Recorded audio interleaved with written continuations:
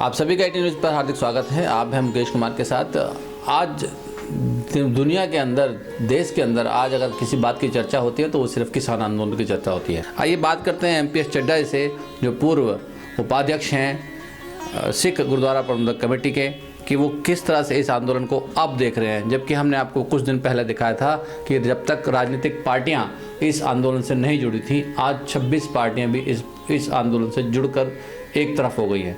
तो अब आने वाले समय में कैसा आंदोलन होगा, आइए बात करते हैं MPS चड्ढा से सीधे। चड्ढा जी, आपका स्वागत है हमारे चैनल पर। आपने पहले एक बार कहा था कि ये इसमें राजनीतिक पार्टियां इन्वॉल्व नहीं हैं, तो आज इस आंदोलन का कैसा हो गया आज ये आंदोलन? देखिए, हमारे देश के अंदर डेमोक्रेसी है और डेमोक्रेसी के अंदर हमेशा गवर्निंग पार्टी होती है और अपोजिशन पार्टी होती है।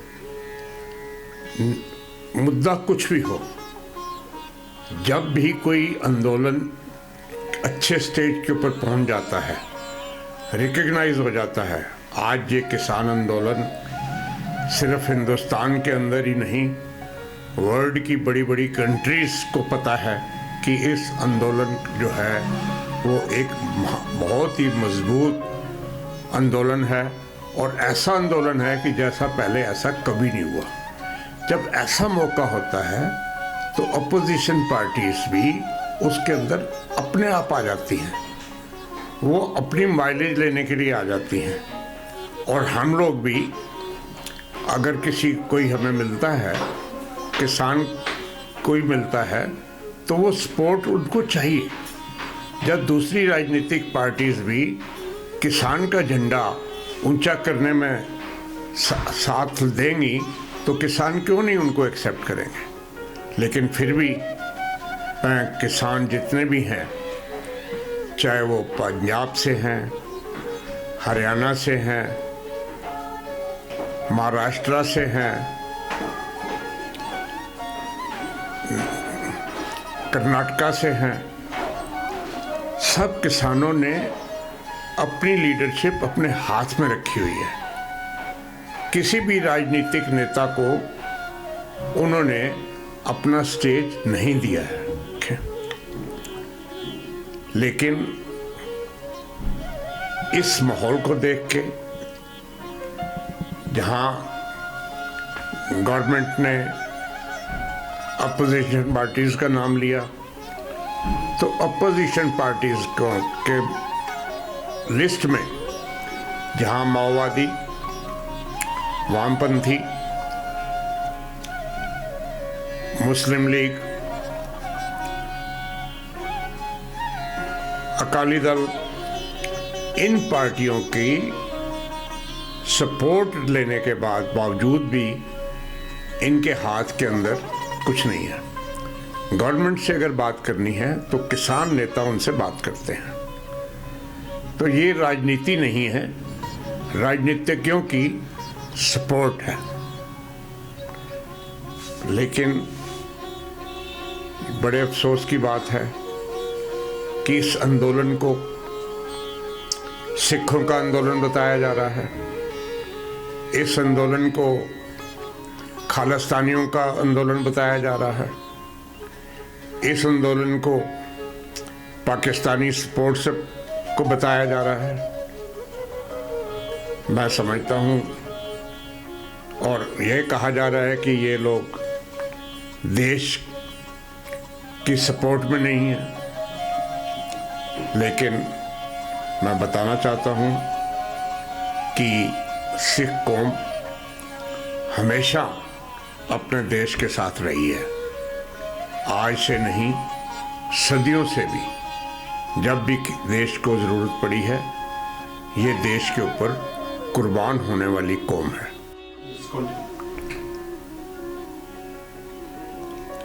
इनके ऊपर एक किस्म का इल्ज़ाम लगाना चाहती है गवर्नमेंट, ताकि ये जो इन्होंने किसान आंदोलन छेड़ा है वो किसी तरीके से इनको बदनाम करके फेल हो। और इसको सिखों का आंदोलन कहा जा रहा है। ये बिल्कुल सिखों का आंदोलन नहीं है, ये किसान का आंदोलन है। और आप देखो आज पूरे ही हिंदुस्तान से किसान लोग दिल्ली के ऊपर तरफ कूच कर चुके हैं। दिल्ली के हर बॉर्डर के ऊपर किसान बैठा है। आज मैं देख रहा था टीवी में, योगी जी ने कहा है कि यूपी का किसान ईमानदार है और देशभक्त है। आप यूपी के किसान को क्यों कह रहे हो? सारे ही हिंदुस्तान के जो किसान हैं वो मेहनती हैं, पूरा अपना श्रम करते हैं और दूसरे लोगों के मुकाबले में वो ज़्यादा बड़े देशभक्त हैं। आज जो 3 रेजोल्यूशन पास हुए पार्लियामेंट के दौर किसानों के लिए, वो कई लोगों को उनसे एग्री नहीं करते। वो समझते हैं कि ये हमारे हक छीने जा रहे हैं। इसकी अगर आवाज़ उठाई है तो सबसे पहले पंजाब ने उठाई है। अब तो हरियाणा क्या, यूपी क्या, हिंदुस्तान के हर कोने से किसानों की ये आवाज़ आ रही है कि इन कानूनों को वापस लो और हमारी जो मांगे हैं उनको आप मानें। अब हम ट्रेन रोकेंगे तो ये कहाँ तक सही होगा इस तरह की एक्टिविटी करने का किसानों का? जब दिल्ली की सड़कें उन्होंने रोक दी और गवर्नमेंट के ऊपर असर नहीं हुआ, वो उनको गवर्नमेंट अगर उनको थकाना चाहती है तो उनको बॉर्डर के ऊपर जाके देखना चाहिए कि वहाँ हो क्या रहा है। किसानों ने एक किस्म के घर वहाँ बना दिए हैं, उनको हर किस्म की फैसिलिटी पहुँच रही है, उनको आस पड़ोस से भी राशन मिल रहा है, राशन के फुल चपातियाँ बनाने की मशीनें लग गई हैं। आज लेटेस्ट खबर आई है कि तकरीबन 250 टॉयलेट वहाँ बनाए जा रहे हैं इन लोगों के लिए।